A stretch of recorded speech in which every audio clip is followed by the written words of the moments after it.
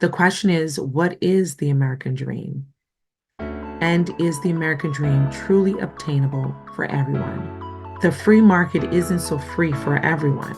America is suffering from widespread burnout because there are individuals who have been thriving for a very long time, only to encounter flat salaries and more hurdles in becoming successful.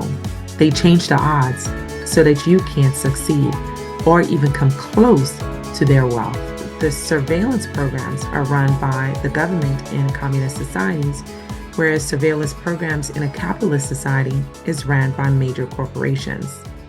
They're both mechanisms of human control, just a different controller.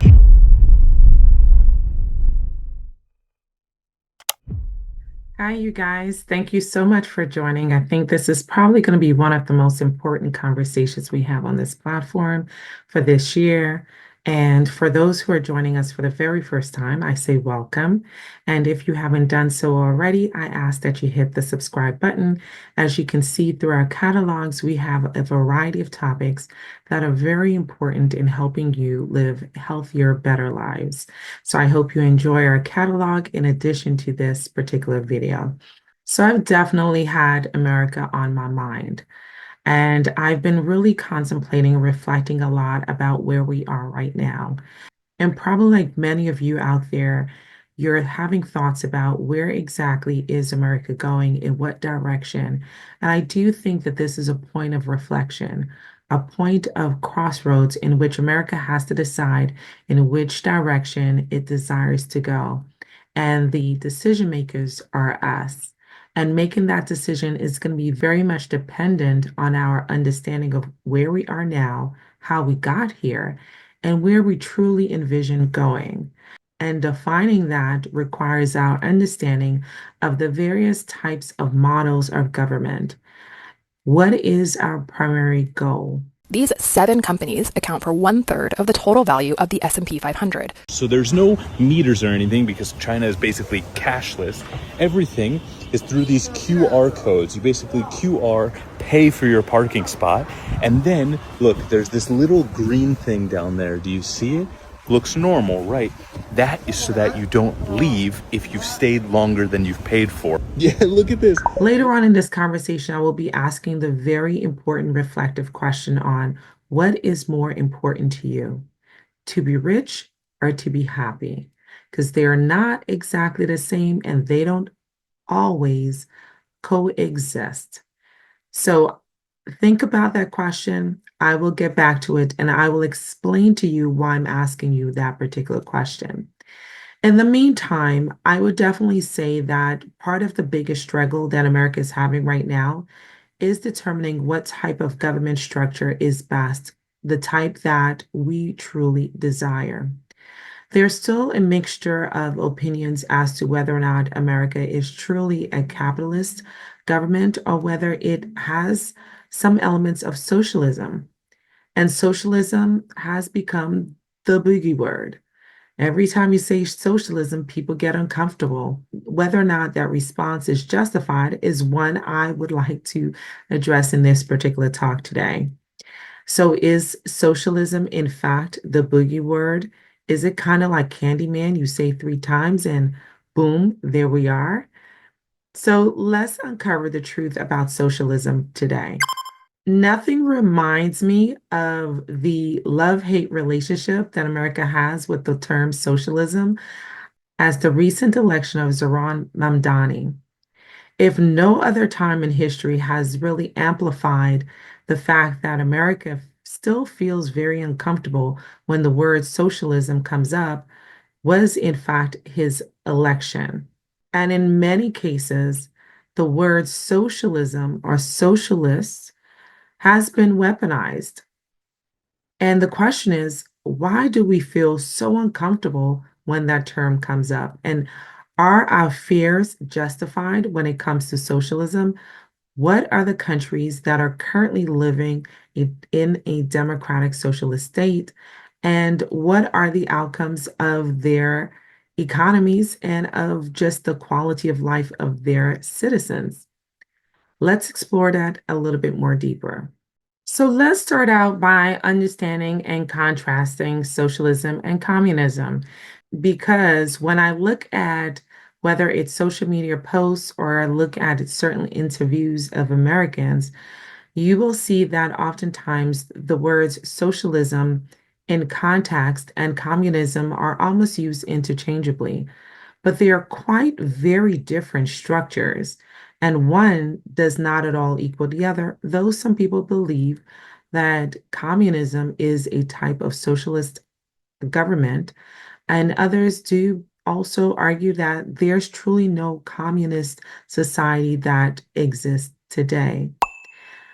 Let's talk about it a little bit more so that we can have better understanding of just the foundational principles of these structures. So, probably one of the biggest concerns about socialism is whether or not there is opportunity to succeed, opportunity to rise above the crowd. Within socialist society, you can still own, you can still have private property, and you are also able to have small businesses.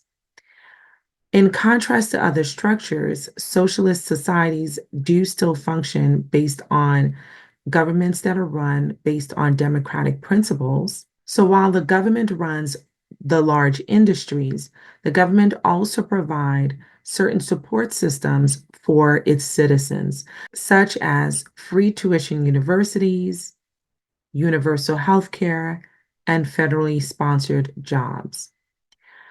In contrast to traditional capitalist societies, in socialist countries, these programs are supported by the wealthy and corporations.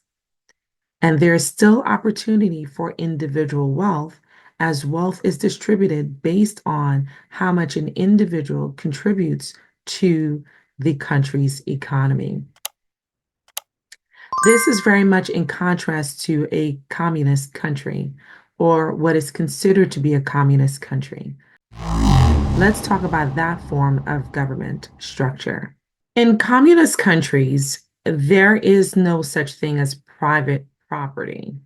In fact, the government controls just about everything, and resources, not wealth, are distributed based on the need of the people.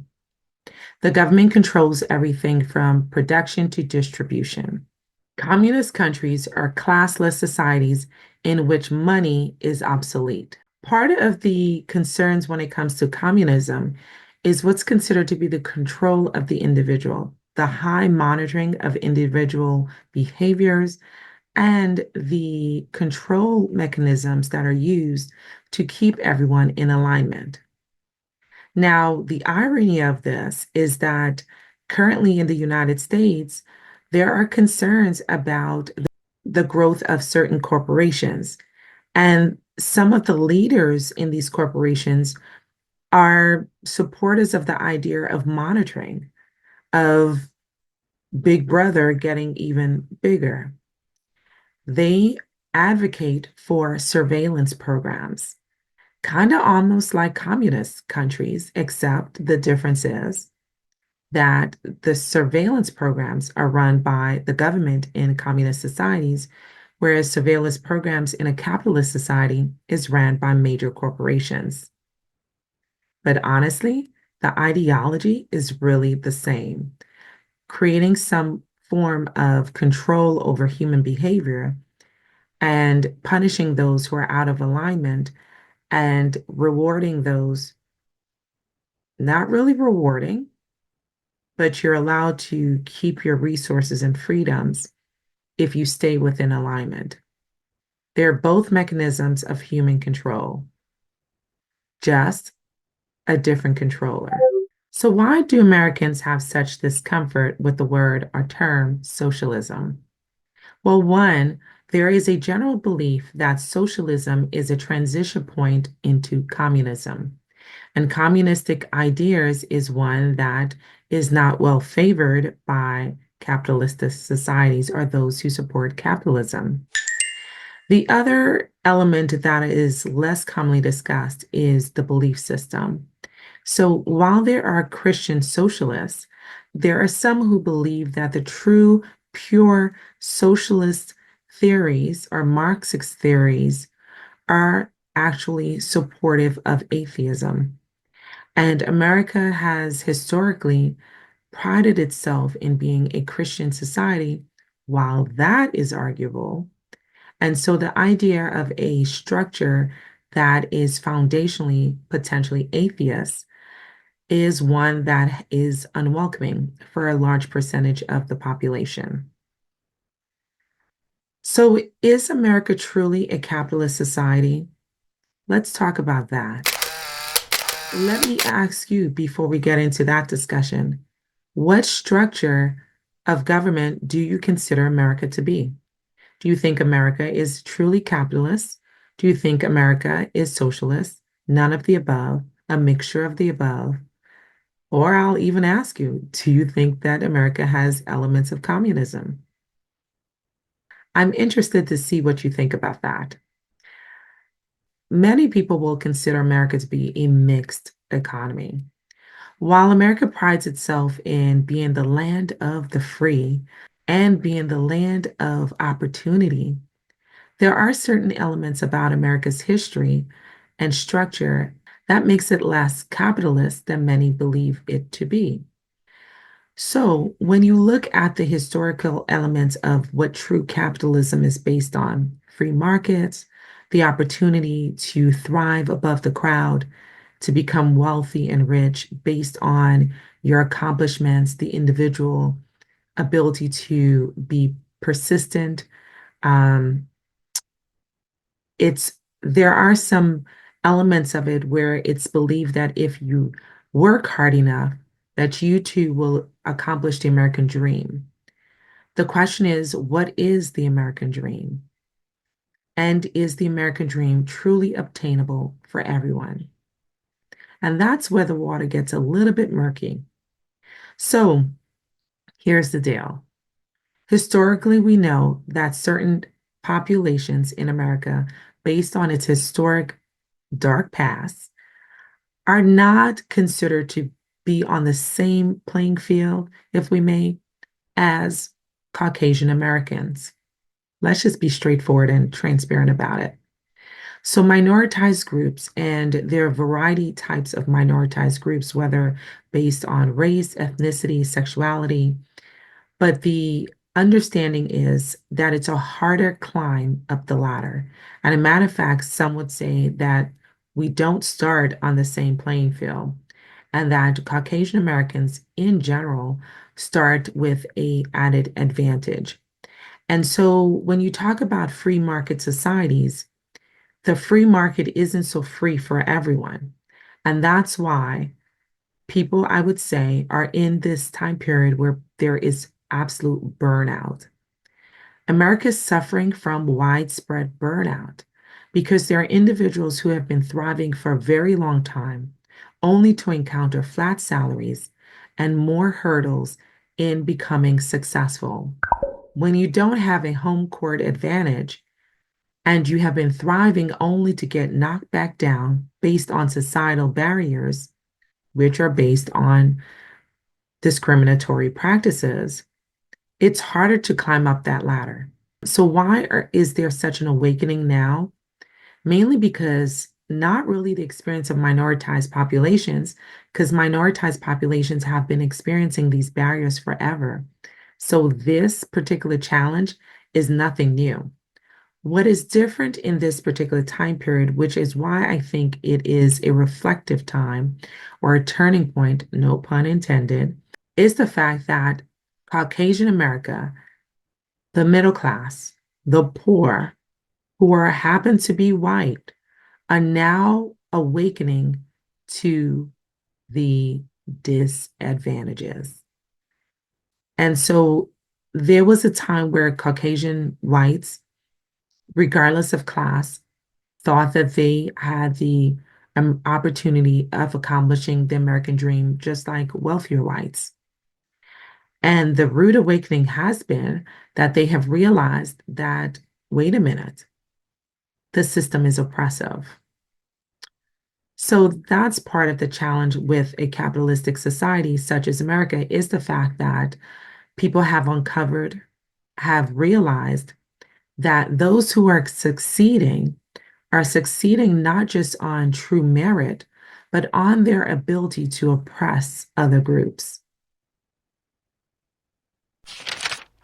So the overall structure of America is considered to be mixed for a variety of reasons. While you do have free markets and the ability to have private property, have your own business, and thrive to become from a small business to a major corporation, there are elements of socialism in America's government currently.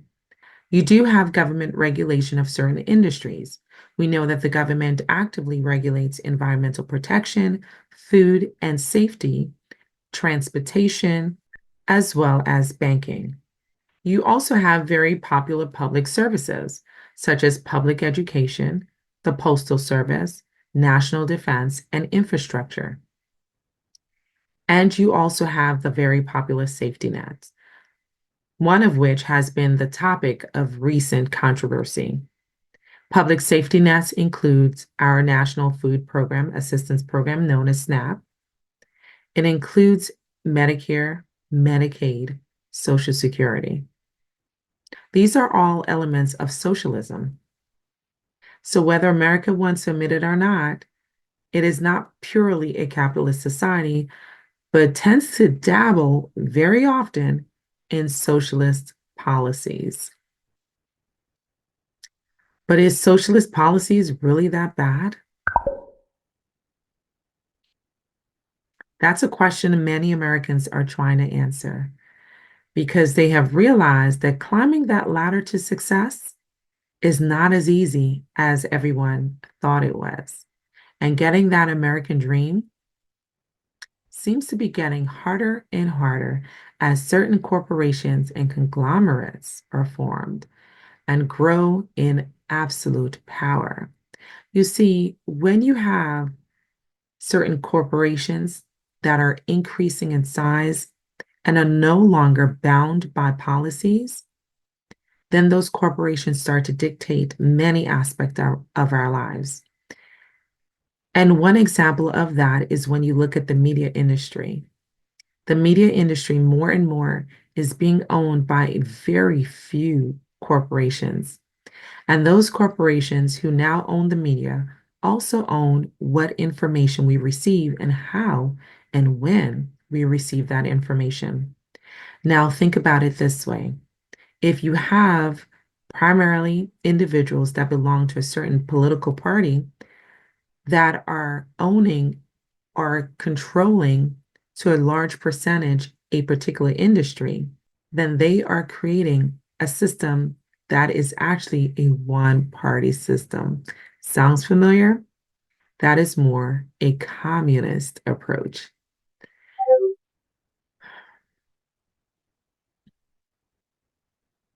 So as much as America wants to run from socialism and communism, the growth of certain corporations that then are huge lobbyists and determine a lot of our policies, and some would say our elections, have really converted America into being a one-party system, or at least heading in that direction. But isn't that what America has critiqued other countries about?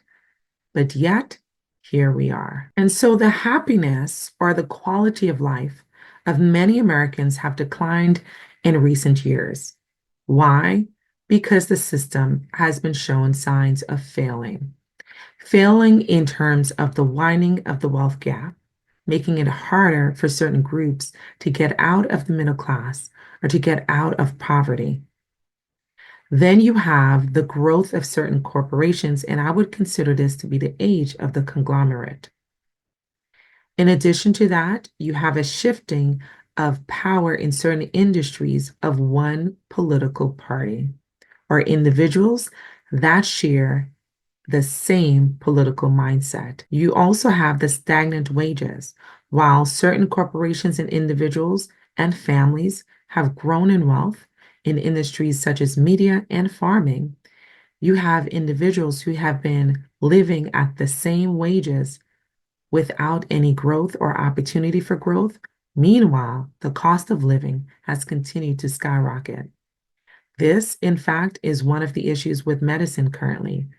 The reason why a lot of doctors and a lot of healthcare workers are leaving medicine is because of that exact issue. Stagnation of wages with rising cost of living makes it no longer a sought after profession, regardless of how philanthropic it is. People got to survive. There is also a decline in the trust value. So there has been lots of controversies about the validity of elections and so forth.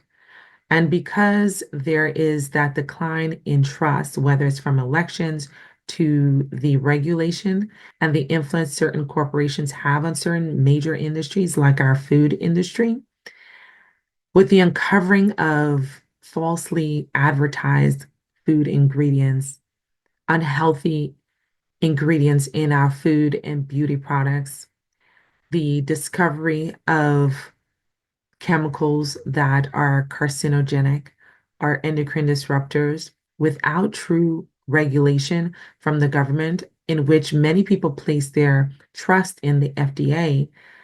But the FDA seemed to be coming up short the more we uncover. Certain corporations have been able to get away with, and the more we consume their products and are getting sicker and sicker by the day.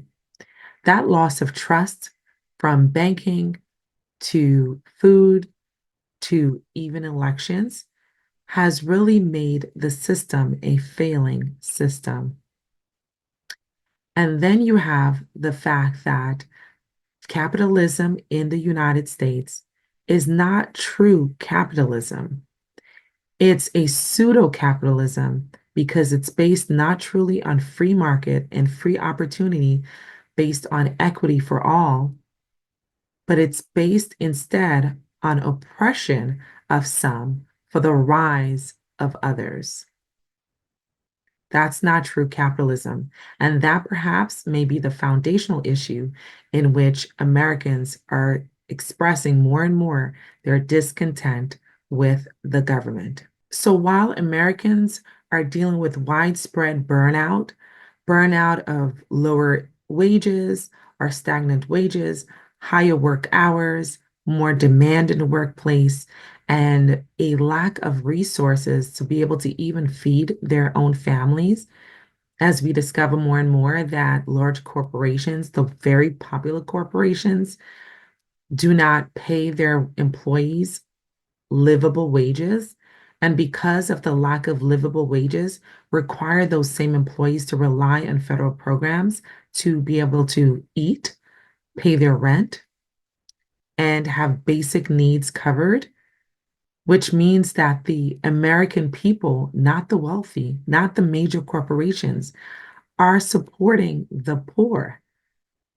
Meanwhile, major corporations report boldly every year their surplus in profit, accounting to millions and billions of dollars, with CEOs going home with multiple $1 million salaries and bonuses every year, while the average American is working more than 40 hours per week, barely can afford daycare, and can't, in some cases, even afford food. That is the ultimate problem, and that's why there is widespread burnout. Burnout from the American dream, burnout from trying to strive towards the American dream, only to know that you're in a hamster wheel and that the odds are stacked against you. Mainly because as certain individuals and corporations grow in wealth, they change the odds so that you can't succeed or even come close to their wealth. So, how exactly are other countries that are considered to be democratic socialist countries doing? Well, let's talk about them. So, some of your more classic democratic socialist countries include countries such as Denmark, Finland, Iceland, Sweden, and Norway. So, let's look at the list of countries that are considered to be the world's happiest countries. Well, topping the list includes Finland, Denmark, Iceland, Sweden, the Netherlands, Costa Rica, and Norway. Now, as a scientist or one that believes in scientific methods, I can't necessarily say that having a democratic socialist society means that you're going to have a happier lifestyle, but I can definitely say that there seems to be a correlation between democratic socialist societies and societies that are considered to be the happiest countries on earth. And I cannot close out this conversation without looking at healthcare.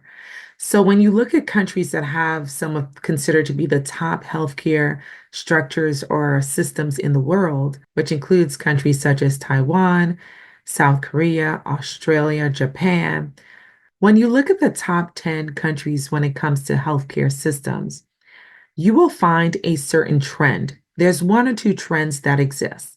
One is universal healthcare systems. So, in fact, 6 out of the top 10 countries have some form of a universal system. And then you also have countries that are leaders in advanced technology. And even though they have a private sector, the private sector is held to a high standard, providing high quality care. So, again, the consistent factors or consistent elements between the top healthcare countries is either universal healthcare systems or a private sector that's held to a standard of high quality, including the use of advanced technology. So, I leave you with this question today. What is the goal of America? Where is America heading? The current discontent and uprising of individuals who just simply want a decent way of living, to be able to have a job, be able to afford food, a roof over their heads, and be able to send their kids to college and have the next generation do well. That is probably the most common aspect of the American dream. While there is still a desire that there is that opportunity that you can become that success story, that's still part of the American dream as well. The question is, as that aspect of the American dream starts to dim a little, as certain corporations become larger, has Americans decided that this perhaps is not the ideal system that will guarantee them a good quality of life? So the question remains, are Americans more concerned about wealth or about happiness? You let me know in the comments below. And I hope this conversation has added some value to your understanding of what exactly are these systems like, how well they are doing. I know some people may say, well, a lot of the democratic societies are still relatively young, and that is true. A lot of the democratic societies have started in the 1900s. Many of them really formulating their structures in the late 1900s, mid to late 1900s. So they are still relatively young societies, and some would argue that America itself is also a very young society. 250 years is not that old. A lot of the other countries have been existing for centuries. So the other question I ask you is, given this information, where do you think America is heading? Is America going to fight for true capitalism and create systems of equity, not equality? If you know the difference, you know, right? So is America going to create systems of equity to ensure a true free market and true capitalism? Or is America going to embrace what I consider to be the side chick of socialism and realize that the way the capitalist society is based, that certain individuals have advantages, and without some safety nets, there's no way other individuals would survive because it's creating elements of oppression. And so there is a continued need for a mixture of socialist policies in the type of capitalistic society that America has in order for the survival of the middle class to exist. And that's pretty much where we are, because without that, there will be growth of the poor class and complete obliteration of the middle class while the wealth gap continues to increase. And those leaders in wealth, those billionaires and soon zillionaires, they will become the decision maker. they will become symbolically no different than communistic societies as their ideology of life dominate healthcare policies, social policies, and our overall way of life. So if America really doesn't want to lead towards communism or anything that resembles communism, there is a need to preserve the middle class and the striving of the middle class to be able to have the fair opportunity to be successful and to be wealthy. So thank you guys for joining me today. I hope this has had you thinking, because it has me thinking. America is definitely on my mind. And this is Dr. T, the hand behind the handle of Healthy Bump Club right here on YouTube and Healthy Bump Club on Instagram. I thank you so much for joining, and I hope this helps you in your processing of where you would like the country to go. And for those who are our subscribers in other countries who are a part of other systems, I would like to hear what you think about the system of the country you live in, if you're free to share that information. We realize that there are restrictions in certain countries. That being said, thank you so much for joining me, and I hope to see you guys when? The next episode.